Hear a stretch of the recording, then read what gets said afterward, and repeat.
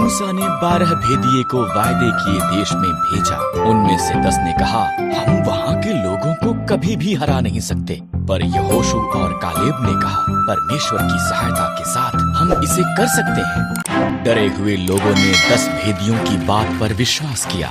परमेश्वर ने कहा, यहोशू और कालेब के साथ केवल तुम्हारी संतान ही वादा किए देश में प्रवेश करेगी। इस तरह उजाड़ में 40 साल के बाद अब ये समय था। यहोशू ने 2 भेदियों को यरीहो में भेजा। वो राहाब नाम की एक स्त्री से मिले, जिसने उन्हें छिपाया और दीवार से नीचे उतरने में सहायता की। उन्होंने उसे और उसके परिवार को बचाने का वायदा किया। इजरायलियों ने यरदन नदी पार की। पहले याजक वाचा का संदूक उठाए आगे गए। जब उनके पांव ने नदी को स्पर्श किया, तब उसने बहना बंद कर दिया। हर कोई सूखी भूमि से होकर निकल गया। आगे यरीहो था। परमेश्वर ने यहोशू से कहा, 6 दिन तक यरीहो के चारों तरफ दिन में 1 बार घूमना। तब 7वें दिन 7 बार चक्कर लगाना, नरसिंहों को फूंकना, जय जयकार करना। दीवार नीचे गिर जाएगी। यहोशू ने परमेश्वर पर भरोसा किया। जैसा प्रभु ने कहा, उसने वैसा ही किया। दीवारें गिर गए। उन्होंने शहर को कब्जे में ले लिया।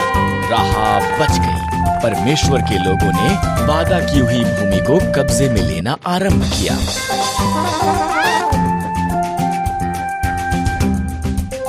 एक बार फिर परमेश्वर के लोगों ने उसकी आज्ञा उल्लंघना की। इस तरह परमेश्वर ने फलिश्तियों को 40 सालों तक उन पर राज्य करने दिया। तब उसने उन्हें आजाद कराने के लिए शिमशोन नाम के एक व्यक्ति को चुना।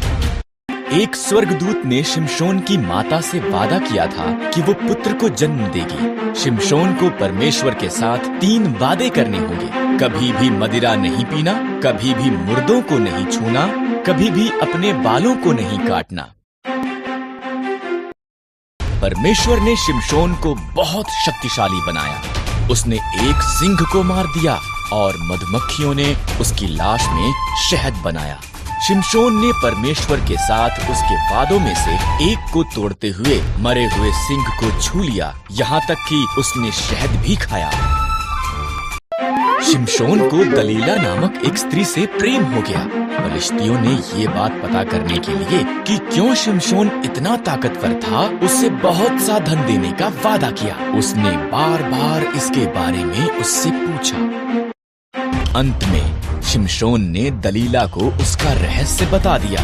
अगर मेरे बाल काट दिए जाएं, तो मेरी ताकत चली जाएगी। इसलिए जब वो सोया हुआ था, दलीला ने एक व्यक्ति को उसके बाल काटने के लिए बुलाया। शिमशोन की ताकत उसमें से चली गई। जब फलिश्ती आए, उन्होंने आसानी से उसे पकड़ लिया। उन्होंने उसे अंधा कर दिया। तब उन्होंने उसे जेल में डाल दिया और भारी चक्की पीसने का काम दिया।